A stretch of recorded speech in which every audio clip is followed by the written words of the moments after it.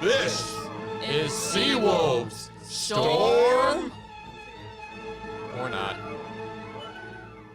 Hello, my name is James Bowen, and welcome to the 6th week of the semester. This hyper-local forecast of the weather around Stony Brook is a joint effort of undergraduate students at the School of Communications and Journalism and their brothers and sisters at the School of Marine and Atmospheric Sciences. Today, March 8th, is International Women's Day, and it's just over 100 years since women won the right to vote in the United States. It was a long struggle, with women marching on the American streets, demanding equal opportunities and recognition as full-fledged citizens. American women inspired the creation of today's holiday. It spread to Germany just before World War I. Then it moved east and was a big part of the liberation movement that accompanied the Russian Revolution. The Soviet government made March 8th an international holiday, and it spread to about half the world. In 1977, the United Nations officially adopted International Women's Day as a public holiday. So let's celebrate the beautiful women on this beautiful Monday morning. Well, however warm our feelings may be for International Women's Day, the weather outside sure ain't so warm. So what's up with the cold weather, Kevin? Thanks, James. A New Yorker like me might just say that it feels pretty brick outside. Looking at our academic mall behind me, you can see that it's beautiful, sunny skies, and a very stiff breeze. High temperatures expected around 39 degrees today, and temperatures are expected to dip down into the low 30s later on tonight, with a wind of around 15 miles an hour out of the north. I'll have your 7-day forecast in just a little bit. James? Thanks, Kevin. I really didn't expect it to be so brisk and bright on this March morning. The March weather has me scratching my head. To get some perspective on this mean month, we sent out our senior SOMAS meteorologist, Audrey Sinclair, out in search for more context and perspective.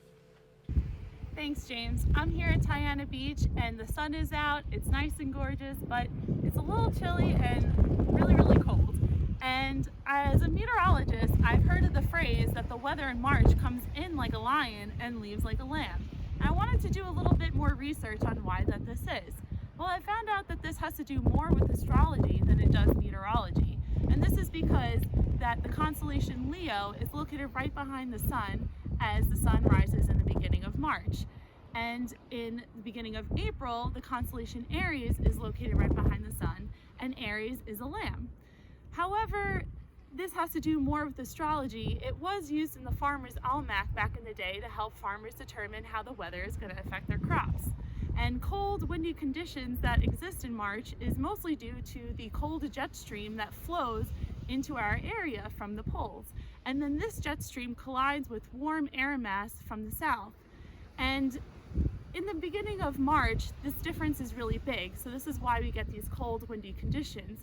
However, this are more imbalanced. So we have more gentle weather that resembles a lamb. Now, thankfully, we have meteorologists today to be able to tell how your weather is going to be. So let's go to our student meteorologist, Kevin Rodriguez, to see if our weather is going to be more like a lion or a lamb this week. Kevin? Thanks, Audrey. I'm just glad to be here in the warmth of this studio. Looking at our 7-day forecast, we could see that temperatures are expected to warm up into the middle of the week into the mid to low 50s. At the end of this week, we're expecting temperatures to continue on into the mid 50s, and this weekend temperatures will take a tumble, and that is unfortunate because we really want this warmth here on campus. Temperatures will be in the upper 40s later on this weekend, so it'll be a cooler start to your week next week. Back to you, James. Thank you so much, Kevin. And to give us another reason to rejoice on this 8th of March, there's news straight out of Island Federal Arena here at Stony Brook that the women's basketball team came out like a hungry lion. They chewed up UMass Lowell in the America East semifinals, beating them by a final score of 75-55. This coming Friday, the Lady Seawolves will face Maine in the finals.